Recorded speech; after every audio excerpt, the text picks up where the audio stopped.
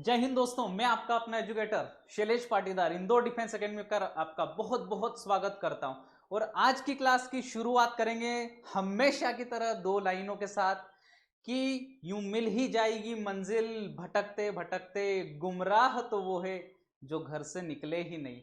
और इसी उमंग और उत्साह के साथ शुरू करते हैं आज की क्लास मॉक टेस्ट 1, जो आपकी एग्जाम की दिशा और दशा दोनों बदल देगा। इसको आपको जरूर करना है। तो शुरुआत करते हैं पहले सवाल से। आपकी स्क्रीन के ऊपर ये रहा पीक्यूआरएस बेस्ड क्वेश्चन है दोस्तों, और आपको वो ट्रिक बताऊंगा एलिमिनेशन मेथड जो आपको एग्जाम में सबसे ज्यादा सहायता करेगा। तो फर्स्ट क्वेश्चन आप पढ़िए ध्यान से। मैं थोड़ा सा हट जाता हूं स्क्रीन के ऊपर से ताकि एक बार आप पोस्ट करके अच्छे से इसको देख पाएं। अब आ जाते हैं सोल्व करते हैं। सबसे पहली चीज क्या करनी एग्जाम में पीक्यूआरएस सोल्व करते टाइम आप लोगों को आगे वाले ऑप्शन के ये चीजें देख लेनी है कि क्या क्या है। पी है, आर है, क्यू है और आर है। पी, आर और क्यू इन तीनों से सेंटेंस की शुरुआत हो सकती। आइए देखते हैं पी से। Which often end up in the bin, यानी कि किसी चीज की बात हो रही कि वो एंड अप कर जाएगी डस्टबिन में। तो यहां से तो शुरुआत हो ही नहीं सकती, कोई इंट्रोडक्शन नहीं हो रहा है। तो पी से शुरू होने वाले ऑप्शन काट देते हैं। ऑप्शन नंबर ए हमने काट दिया। देखता हूं दोस्तों आर से शुरुआत हो सकती है क्या। ये रहा आर आपका। दिस आर आइटम्स, ये किसी आइटम के बारे में बात कर रहा है, ठीक है, तो ये हो सकता है। अब क्यू से देखता हूं क्या क्यू से शुरुआत हो सकती है क्या। ये लो क्यू। अब मैसिव अमाउंट ऑफ मनी, यानी कि आर और क्यू दोनों से शुरुआत हो सकती है, यानी कि यहां से हमें कोई हिंट नहीं मिली, ठीक है। एग्जाम में ऐसे करना है, यहां से हिंट नहीं मिली, केवल एक ऑप्शन हम एलिमिनेट कर पाए, तो ये तो बहुत अच्छी बात है, कम से कम एक ऑप्शन तो एलिमिनेट हो गया। अब आकर मिलाते हैं चीजों को कि क्या इससे शुरू करूं a massive amount of money, ठीक है, तो ये किसी चीज का सब्जेक्ट बन रहा है। इसके बाद वर्ब आनी चाहिए मनी, उसके बाद मैं यहां आता हूं विच, ये वर्ब नहीं है यानी कि ये नहीं आएगा, यानी कि क्यू के बाद पी नहीं आएगा, तो ये भी मैं काट देता हूं, ठीक है। क्यू के बाद पी नहीं आएगा और ये भी नहीं आएगा क्यू के बाद पी। तो ये लो दोस्तों आपके सामने बिना कुछ किए जादू हो गया और आंसर आ गया बिना कुछ किए।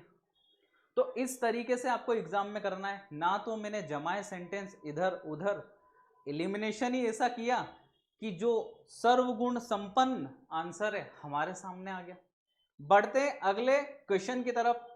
ये देखो जरा, इसमें भी यही अप्रोच आपको लगानी है, क्यू आर आर आर। अब दोस्तों एक थोड़ा सा आपको ट्रिक बताता हूं, हैक बताता हूं एग्जाम का।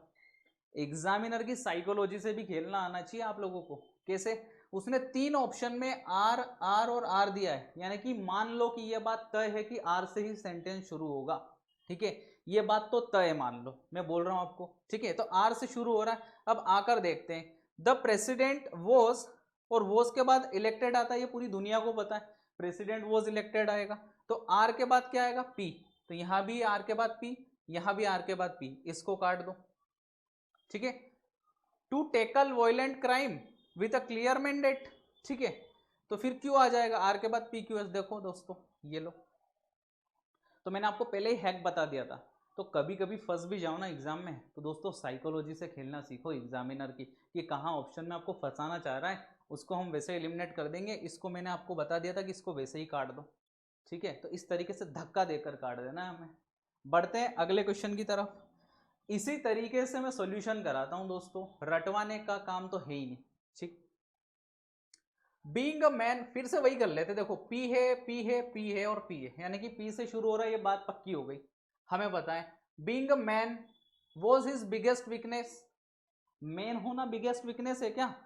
पी के बाद आपका कभी भी क्यों नहीं आएगा, पी के बाद क्यों नहीं आएगा, यानी कि इसको काट दो, इसको धक्का मारो और काट दो, एकदम एलिमिनेट कर दो। वेहेमेंट टेम्पर ऑफ हॉटी एंड, यानी कि एस, एस आपका कभी भी आखिरी में नहीं आ सकता, क्योंकि एंड से कभी भी चीजें खत्म नहीं होगी, एंड के बाद तो चीजें जुड़ती है दोस्तों। एंड लगाकर दोस्ती को बढ़ाया जा सकता है, ठीक है। तो एस से जो सेंटेंस खत्म हो रहे हैं उनको भी काट दो, इसको भी काट दो। अब देखो पी एस क्यू आर में मिलाने की कोशिश करता हूं, पी के बाद एस की तरफ चलेंगे। Being a man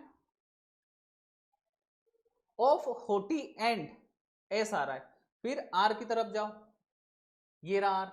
वेहेमेंट temper was his biggest weakness, यानी कि ये सही जा रहा है, एब्सोल्युटली सही है। ठीक है, तो आपको पता लग गया कि मुझे कहाँ मिलानी ये चीजें, कहाँ सेंटेंस को कैसे मिलाना है। ठीक है, ये बात आपको पता लगी इस चीज से।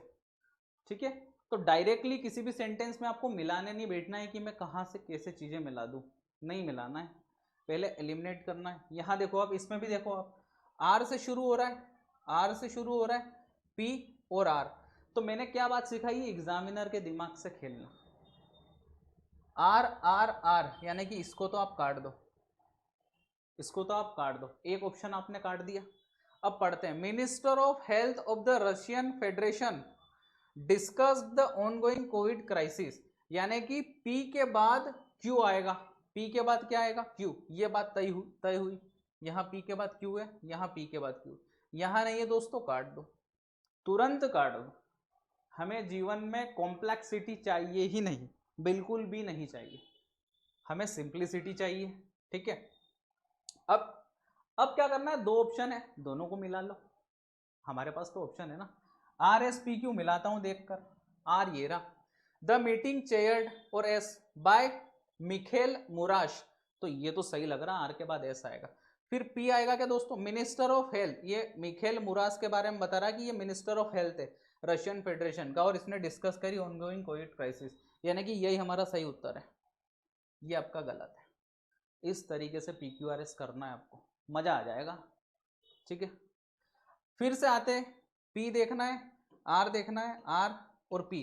अब की बार दोनों में या तो P से शुरू होगा या R से, तो मैं ये पता लगा लूँ ना कि सेंटेंस कहाँ से शुरू हो सकता है, P से या R से, तो खेल खत्म हो जाएगा दो ऑप्शन का। ठीक है, तो चेक करते हैं, ये P है आपका, टू मेंटेन स्टेबिलिटी, और R कहाँ है आपका, ये रहा, it is in India's interest. ठीक है, अब दोनों ही हो सकते हैं, तो हम एलिमिनेट नहीं करेंगे। अब हमारे पास क्या चारा बच रहा है, क्यू क्यू आखिरी में, एस एस आखिरी में, तो इससे भी कुछ खास पता नहीं लगेगा, तो अब यहां हम फंस गए। ठीक है, तो यहां हम क्या करेंगे कि अब सबको मिला मिलाकर देखेंगे सारे ऑप्शंस को, ये हमारे पास एकमात्र ऑप्शन है। तो तब करना है जब आप पूरी तरीके से फंस जाओ, तब आपको ये चीजें करना है, ये हथकंडे आपको अपनाने हैं। ठीक है, लेकिन बहुत सारे आपको मैंने करके दिखाए PQRS कि बिना कुछ किए आप कर सकते हो। ठीक है, तो आगे बढ़ते हैं, अब देखता हूं मैं मिलाकर, PQRS हो सकता है क्या, to maintain stability given their close economic and trade ties, it is in India's interest. अब ये पढ़ा मैंने जैसे सेंटेंस, तो मुझे पता लग रहा है it is in India's interest to maintain stability. ठीक है, तो क्या फॉलो कर रहा है आपका, ये आपका है आर, आर के बाद क्या आएगा, पी। एक बात तय हो गई मेरी, तो मेरा ये कट गया, मेरा ये कट गया, और मेरा ये भी कट गया। आर के बाद पी अगर मैंने पता लगा लिया कि डेफिनेटली आर के बाद पी आएगा, तो तीन ऑप्शन आपके कट गए। ठीक है, बचा क्या, सही उत्तर। आ जाओ चेक भी कर लेते हैं, कंफर्मेशन भी लेना है आपको। ठीक है, तो ये हमारा सही उत्तर है, इसको चेक करता हूं, आर के बाद P, it is in India's interest to maintain stability, और फिर S in Hong Kong given their close economic and trade ties, तो ये सही उत्तर है दोस्तों। और इसी प्रकार से आपको भी PQRS करने, सब तरीके आपको अपनाने, एलिमिनेशन अपनाना है, एग्जामिनर की साइकोलॉजी अपनाना है, फर्स्ट सेंटेंस आपको देखना है, लास्ट सेंटेंस देखना है, दो दो के पेयर बनाने, तीन तीन के पेयर बनाने। ठीक है, इस तरीके से चीजें आपको करनी। बढ़ते हैं अगले क्वेश्चंस की तरफ, क्या बोल रहा है अगला सवाल, 6 से 10, each of the following sentences has words underlined, read the sentence carefully and find which word class underline word belong to this. और अब ये देखना है आपको कि ये जितने भी अंडरलाइन वर्ड्स है, इनका पार्ट्स ऑफ स्पीच क्या है। सीधी सी बात ये कहना चाहता है, इतनी बड़ी लाइन सीधे सीधे ही बोल देता, पढ़ने के बाद हमको लगा अरे कहना क्या चाहते हो। ठीक है, सीधे सीधे ही बोल देता, पार्ट्स ऑफ स्पीच बताओ। बाय आ रहा है, और बाय टुमारो, कल तक, तो बाय प्रीपोजिशन होता है, ये पूरी दुनिया को पता है, और आपको नहीं पता है तो आज पता कर लीजिए। ठीक है, ये लो option number C, she is, इसको शी इज पढ़ेंगे, she is quite an intelligent person, intelligent कितना है, क्वाइट काफी, यानी कि जो चीज आपकी एडजेक्टिव को क्वालिफाई करे वो एडवर्ब होते हैं, वो क्या होते हैं, एडवर्ब। ये मैंने चीख चीख कर, चिल्ला चिल्ला कर इंदौर डिफेंस एकेडमी की ऑफलाइन क्लासेस में बच्चों के दिमाग में चीजें डाल दी है कि जो वर्ड्स एडजेक्टिव को भी क्वालिफाई कर दे उनका नामकरण हमने रखा है एडवर्ब। ठीक है। द सीईओ हिमसेल्फ, सीईओ ने खुद, जोर दे रहा है दोस्तों, एम्फेटिक प्रोनाउन होगा। जितने भी बच्चे ऑफलाइन क्लासेस में मुझसे पढ़े हैं उनको तुरंत पता लग गया होगा कि हिमसेल्फ या तो रिफ्लेक्सिव होगा या एम्फेटिक होगा, क्योंकि दोनों सेम होते हैं दिखने में, लेकिन अंतर कब पता चलता है, जब हम मीनिंग निकालते हैं। तो यहाँ कौन सा है, आपका एम्फेटिक प्रोनाउन है। लेकिन इतना डिटेल में तो एग्जामिनर ने पूछा ही नहीं है, हमने तो बहुत डिटेल में चीजें पढ़ रखी। He couldn't resist the tempting offer. दोस्तों ऑफर कैसा है, ऑफर कैसा है, टेम्पटिंग, लुभावना ऑफर है। ऑफर के बारे में बात हो रही है, नाउन के बारे में बात हो रही है, और नाउन के बारे में जो भी वर्ड्स बात करते हैं वो हमारे एडजेक्टिव कहलाते हैं। और एडजेक्टिव नहीं बोलते दोस्तों, प्रोनाउंसिएशन होता है एडजेक्टिव। ठीक है। लेकिन हम हैं इंडियन तो हम थोड़ा ऐसे ही बोलेंगे, हमारा एक्सेंट दिखना चाहिए कि भारतीय हैं हम। ठीक है। यह ऑप्शन गलत है आपका, ये जेरंड है, इसको काट कर आप एडजेक्टिव करो। जेरंड हो ही नहीं सकता, कदापि नहीं हो सकता जेरंड। ऑफर के बारे में बात हो रही। ठीक है, इसलिए जेरंड कभी हो नहीं सकता। गलत ऑप्शन डल गया टाइपिंग वाले से। We had scarcely finished the meal when the door bell rang. Scarcely, मुश्किल से। ठीक है, ये आपका एडवर्ब है। हार्डली, स्कैर्सली, ये सारे एडवर्ब है। बढ़ते हैं अगले क्वेश्चन की तरफ।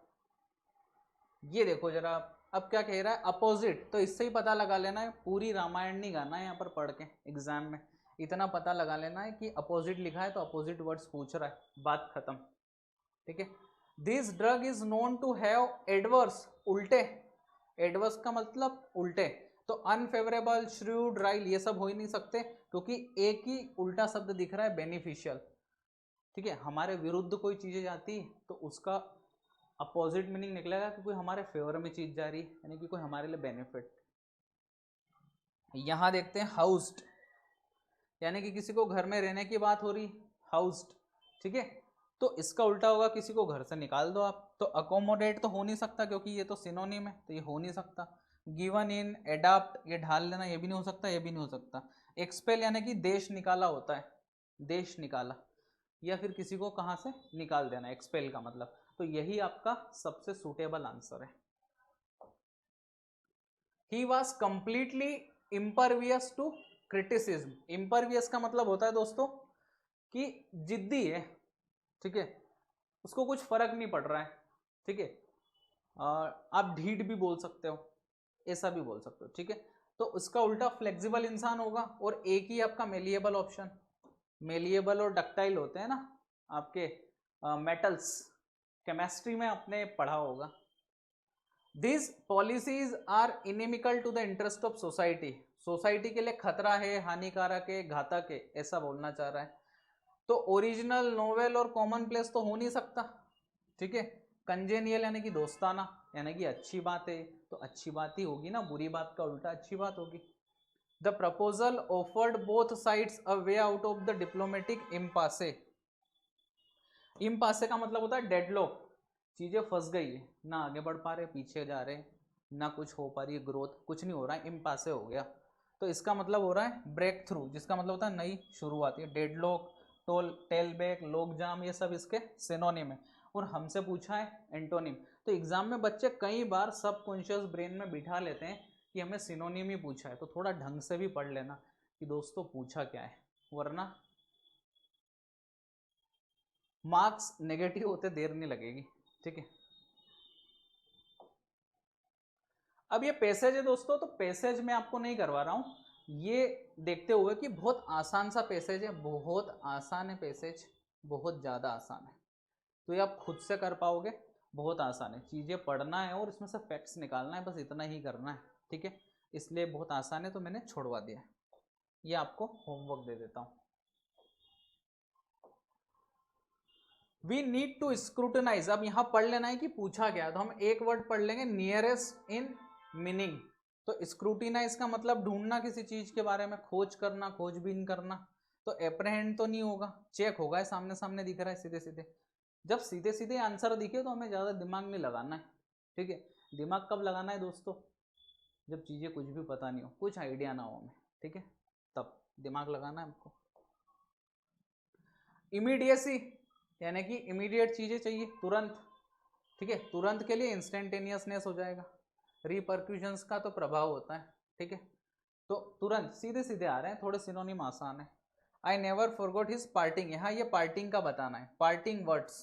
पार्ट यानी कि अलग करना चीजें, विदाई लेना, किसी से दूर हो जाना, ठीक है, दूर होने का दुख दर्द सबको पता होता है, ठीक है, विदाई लेने का, विदाई कैसी होती है सबको पता है। बढ़ते हैं आगे। The request for a deferral of the inquiry was refuse. Deferral का मतलब होता है चीजें टालना, पोस्टपोन कर देना, ठीक है, तो डिफरल का मतलब यही होता है पोस्टपोनमेंट, ठीक है, सीधे सीधे आपको पता लग जाएगा। Awards were presented to meritorious students. Meritorious ना तो नटोरियस होंगे, एबनॉर्मल नहीं होंगे, पैरानाउन नहीं होंगे, प्रेज वर्दी, ठीक है, जिनकी प्रशंसा की जा सके। तो सिनोनिम आसान थे, सीधे सीधे आप कर सकते थे, ठीक है। शी इंसिस्टेड, दोस्तों ये सबजंक्टिव मूड के ऊपर है। जैसे मैंने इंसिस्टेड पढ़ा, क्लास में मैंने वर्ड्स लिखवाए सारे बच्चों को, सबजंक्टिव मूड के ऊपर है।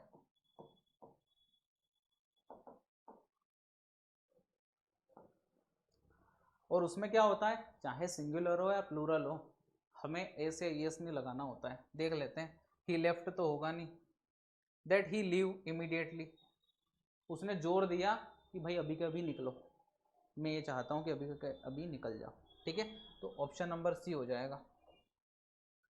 The movie was so boring that I fail asleep. Past की बात हो रही, फाल का पास्ट होता है फेल, ठीक है, और ये कंडीशनल के ऊपर बेस्ड है दोस्तों। कंडीशनल मैंने आपको बहुत अच्छी तरीके से कराया, और कंडीशनल तो हाल फिलहाल में करवाया है, और बहुत ही अच्छी तरीके से इन डिटेल करवाया है।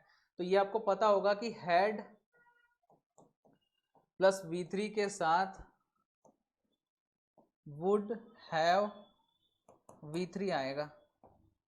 ये सबको पता होगा, इंदौर डिफेंस एकेडमी के सारे प्यारे बच्चों को ये बात पता होगी। और जैसे ही वो देखेंगे कि सर ये है हमारा आंसर, बिना कुछ देखे आंखें बंद करके वो टिक कर देंगे, क्योंकि इतना क्लैरिटी से समझाया गया है, ठीक है।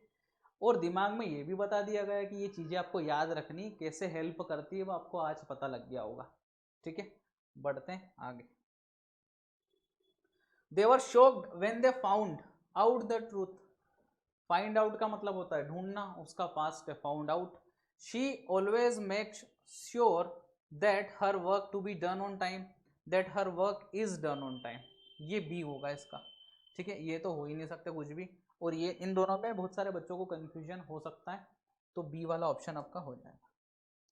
If you should see him, ये गलत है, यहाँ शुड आएगा नहीं, यू सी हिम आएगा, ठीक है।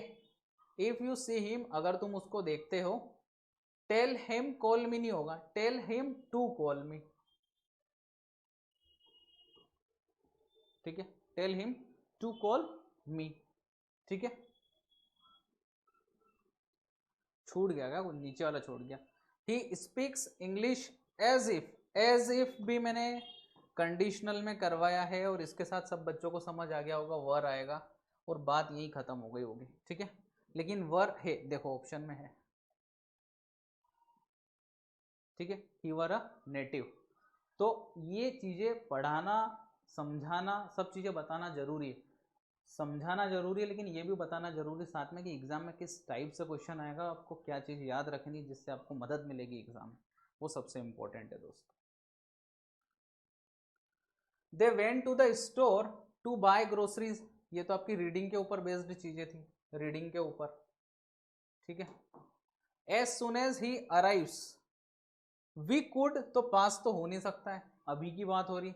वी शुड बिगन, तो शुड के साथ बिगन नहीं हो सकता, ये भी काट दो आप। और वी हैड बिगन भी नहीं हो सकता, तो अपने आप ऑप्शन नंबर ए आपका करेक्ट आंसर हो जाएगा, ठीक है। अगला question, she looks like she crying, तो शी इज क्राइंग होगा, शी के साथ क्राइंग बिना एचवी के तो आ ही नहीं सकता, तो ये काट दो। लाइक शी क्राइज, रोती है रोज, she looks like she cries, अभी दिख रही है कि वो रोज रोती, ऐसा कैसे हो सकता है, मीनिंग ही खराब है। एज शी क्राई होगा नहीं, यही बच रहा है, ये सही है। तो कभी कभी ऐसे एलिमिनेशन करके आंसर आ जाते हैं, कुछ सोचना ही नहीं पड़ता है, ठीक है।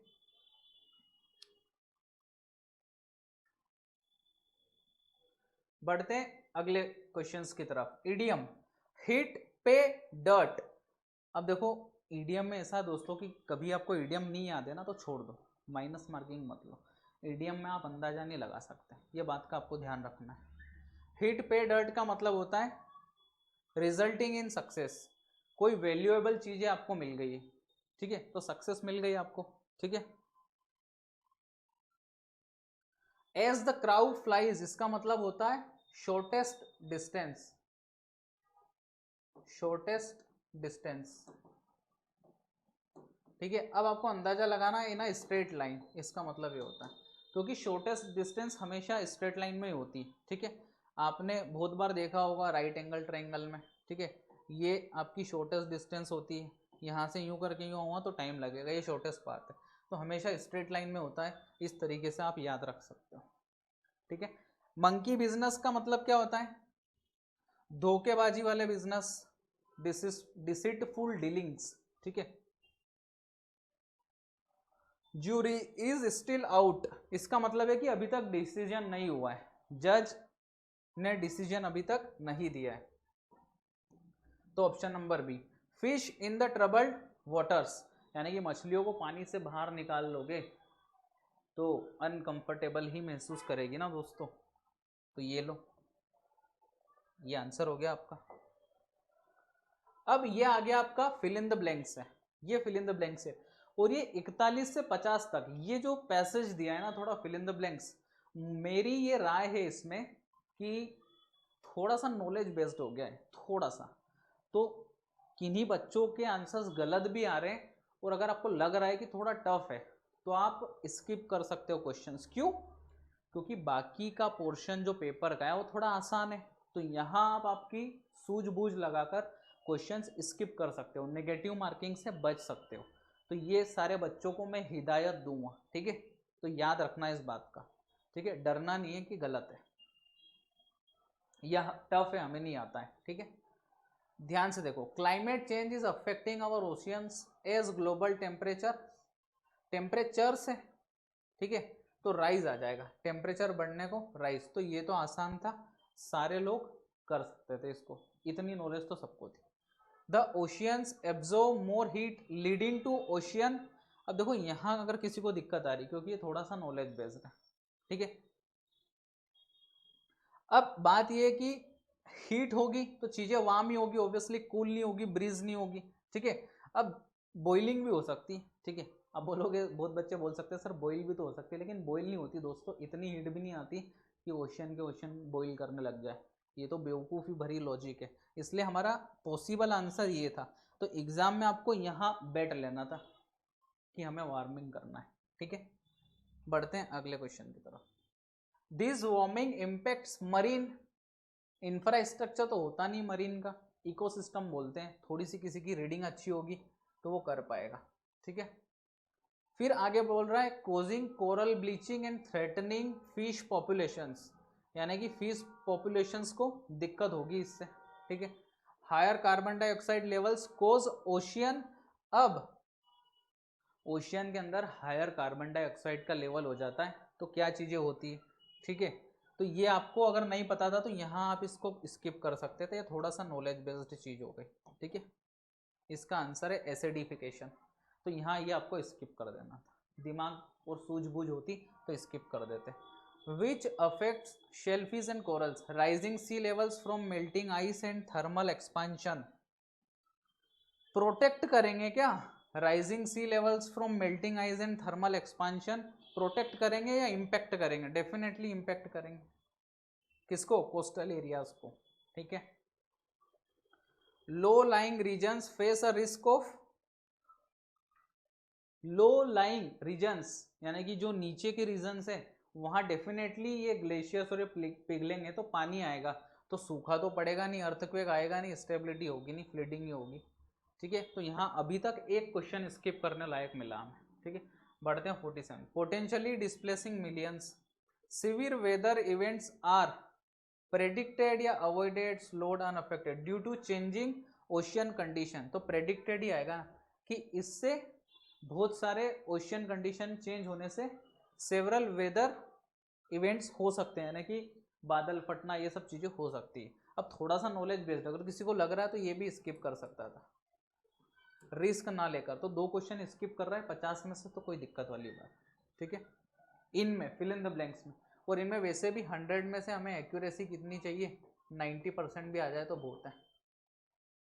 ठीक है, 100% एक्यूरेसी के पीछे नहीं भागना।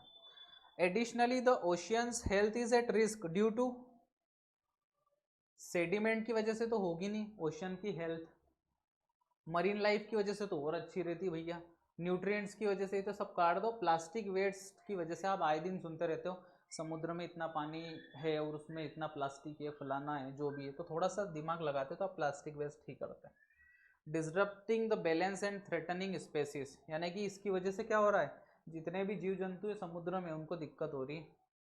Reducing carbon emissions and adopting sustainable fishing की बात होगी। क्यों सर आपने कैसे पता कर लिया, फिशिंग है, आगे पढ़ो, आगे भी पढ़ना है, ध्यान देना है। Practices are kept to protect marine life, यानी कि मरीन लाइफ है तो मैंने अंदाज लगाया कि फिशिंग की बात हो रही, इन सब की बात नहीं हो रही, तो काट, ये ध्यान रखना है आपको। ठीक है, फिर the future of oceans depends on actions, और आगे पढ़ो वी टेक टुडे, तो ऑप्शन नंबर बी होगा। तो यही था दोस्तों सॉल्यूशन आज का मॉक टेस्ट का, और आई होप कि बहुत मजा आया होगा आप लोगों को, और इसी तरीके के और सॉल्यूशंस मैं आपके लिए लेकर आऊंगा। कमेंट बॉक्स में बोलो मॉक टेस्ट 2 चाहिए, तो कमेंट बॉक्स में भरमार लगा दो कि मॉक टेस्ट 2 का भी डिस्कशन लेकर आइए सर। इसी प्रकार से मिलते हैं अगले वीडियो में, till then take care, bye bye, जय हिंद दोस्तों।